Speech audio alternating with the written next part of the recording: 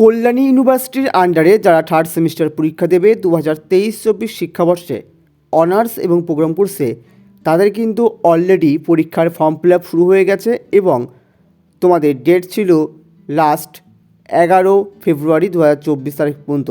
তোমরা কিন্তু form fill up করে অনলাইনেই তোমাদের পরীক্ষার জন্য অ্যাডমিট কার্ড ডাউনলোড করেছিলে। তো অনেকেই কিন্তু অ্যাডমিট কার্ড ডাউনলোড করতে পারোনি, তাদের জন্য ইউনিভার্সিটি আরও একবার সুযোগ দিল। তো কবে থেকে তোমরা এই ফর্ম ফিল আপ করতে পারবে? 16/2/2024 তারিখ সকাল 10টা থেকে 20/2/2024, মানে 16 তারিখ থেকে 20 তারিখের মধ্যে কিন্তু তোমাদেরকে ফর্ম ফিল আপটা করে নিতে হবে এবং সাথে সাথেই তোমরা কিন্তু অ্যাডমিট কার্ড ডাউনলোড করে নেবে অনলাইনে। তোমাদের কিন্তু অফলাইনে কোনো অ্যাডমিট কার্ড দেওয়া হবে না।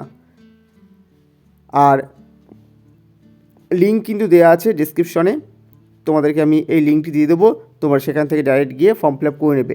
তাছাড়াও কীভাবে ফর্ম ফিল আপ করবে এই নিয়ে কিন্তু আমাদের চ্যানেলে একাধিক ভিডিও আছে, তোমরা দেখে আসতে পারো।